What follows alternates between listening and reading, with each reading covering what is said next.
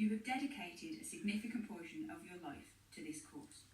You have studied, worked, practiced, done work experience, socialised, volunteered, become known. Now you can rest, a little that is. Now you move to the next step of your education, essentially a paid apprenticeship. You are still learning, you are still babies, but you will get paid. Be ethical enough to refuse the clearly harder jobs, but at the same time be brave enough to try others. Don't be afraid to ask your consumers for their feedback, and don't be offended when you get it. Some will be helpful, some will bring you to tears. Look at it all, try to be objective. Take what really fits and toss the rest. Remember this crucial nugget. You are not your skills. You will have jobs from hell and wonder how you can call yourself an interpreter. You will severely doubt your value as an interpreter. But you know what? Interpreters who have been working 10, 15, 20 years still have those doubts. Not often, finally, but they still happen. And even when those jobs or days happen, try to keep the errors or loss at the skill level, not the personal level. You may have a rough job. You may not be a fabulous interpreter sometimes, but that has no bearing on your value as a person. It is a critical lesson. Yes, you are becoming an interpreter.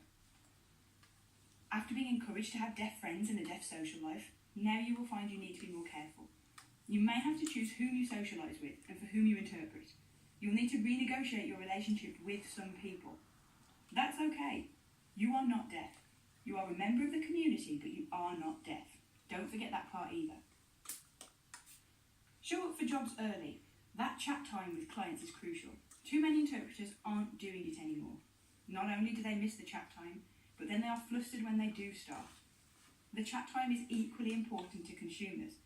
It lets us know who you are before we wade into the event. It lets us know you respect us and our needs enough to be timely. It also lets us know that you don't think you already know it all. Confirm your jobs. This is a sign of respect to the various parties involved. It is a sign of recognising your power and giving it back. And when you have mentally accepted a job, but not yet informed the consumers, we are still anxious, not knowing that the job is filled. All else being equal, and sometimes not, interpreters who confirm their jobs have better reputations with both hearing and deaf consumers. This bears repeating for the rest of your career. Confirm your jobs. Quickly, please. Consider who will be your support network. Choose them carefully. Do not gossip. Of course do not gossip about consumers, but also do not gossip about other interpreters. I think that's one of the worst aspects of the interpreting community, the backstabbing of each other. Don't add to it. Be willing to be mentored. When the time comes around, become a mentor. Until then, support students. Tell them of your experiences. They look up to you, the way you looked up to others. When you become an experienced interpreter, support the babies. You may never feel like an experienced interpreter, but you will always have more experience than some others, so please share with them. Accept that you won't be a good match for some clients, no matter how hard you try.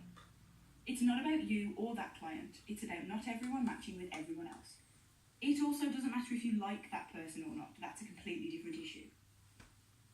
Do not become big-headed. At so many of your jobs, the hearing people will think you are an angel or a martyr. Do not be either. Do not get your head turned or enlarged by what they say. It is a skill you have worked to learn, that is all. Know that many deaf people feel slighted when the hearing people come up to sing the praises of the interpreter. Again, it's a power thing. You will be in the limelight, but maintain humility. When they ask you where to learn to sign, or whatever, try to deflect the question to the deaf consumer, so you are again interpreting and giving the deaf person the power. You are not the star, you are the interpreter. In the end, I wish you all well. I congratulate you on your persistence in completing your training programme. I hope you are all very proud of yourselves. I'm honoured to welcome you into my community. Good luck and thanks for listening.